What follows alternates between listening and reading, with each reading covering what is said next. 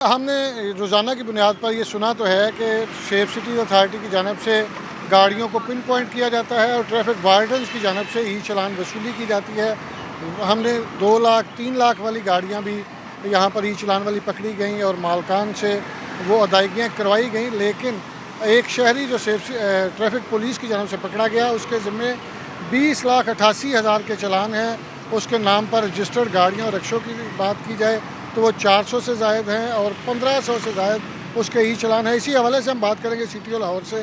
Sir बताइएगा, इतना बड़ा डिफ़ाल्टर आपने पकड़ा तो ये किस तरह चीज़ें पॉइंट आउट हो रही हैं और आप इसको देख नहीं रहे कि इतने बड़े पैमाने पर गाड़ियाँ एक बंदे के नाम पर रजिस्टर्ड हैं? जी अली साहब, बहुत शुक्रिया। आपने जो बात की इसमें दो मैं इसके एस्पेक्ट्स में बात करना चाहूँगा। एक तो आपने बात की कि हम जो भी जिस बंदे को भी हम पकड़ते हैं किसी भी ट्रैफिक वायलेशन पे तो उसको 1 ऐप पे देखते हैं कि उसकी पेंडेंसी कितनी है, पर उनसे वो चालान भी हम पे कराते हैं। ये हमने रूटीन में एक ट्रैफिक वायलेशन पे बाज साहब को पकड़ा और जब देखा गया तो हमें पता चला कि उनके 1521 चालान है, जो कि पता चला कि शायद थोड़े 1526 हो गए हैं और जो डिफ़ॉल्ट अमाउंट है वो तकरीबन 20,80,000 के रुपये के करीब। उनको जब थाने लेके गया तो ये पता चला कि उनके नाम पे 400 से ज़्यादा जो हैं एक्साइज़ की 50 एक्साइज़ की गाड़ियाँ और मोटरसाइकिलें रजिस्टर्ड हैं।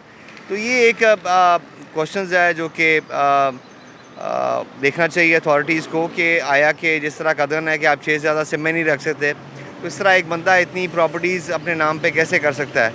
आया कि उसके जो दूसरे एसेट्स हैं उनके साथ ये मतलब आप रखते हैं कि नहीं रखते।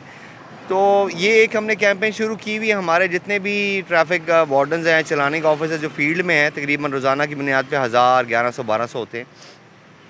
तो वो ई चलान्स की रिकवरी पे भी हैं, मामूर हैं, और जो उनको ट्रैफिक वायलेशन नज़र आती है उन पर चालान भी करते हैं। और हमारा जो टोटल क्वांटा ऑफ इन्फोर्समेंट है उसका तकरीबन 30 से 33%, 35% तक वो ई चलान्स की रिकवरी होती है। और ये आपके पास मेरे पास जो अपडेटेड फिगर है तकरीबन 1 लाख डिफ़ॉल्टर गाड़ियाँ हैं लाहौर की सिर्फ पिछले साल की, जिनके चालान्स पेंडिंग हैं।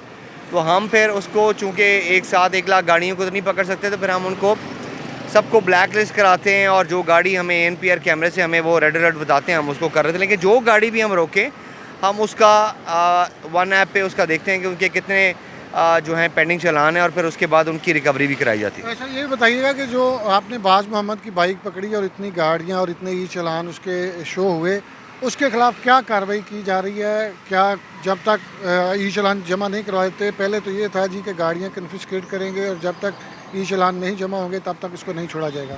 देखिए जी, ये तो बड़ा सिंपल है। इसके अंदर प्रोविजंस हैं कि आप किसी बंदे की भी अगर वो गवर्नमेंट का डिफ़ॉल्ट करता है तो उसकी प्रॉपर्टी अटैच कर सकती है। अटैचमेंट के बाद वो ऑक्शन हो सकती है। लेकिन ये इसकी मोटरसाइकिल इसकी कीमत तो 20 लाख नहीं होगी।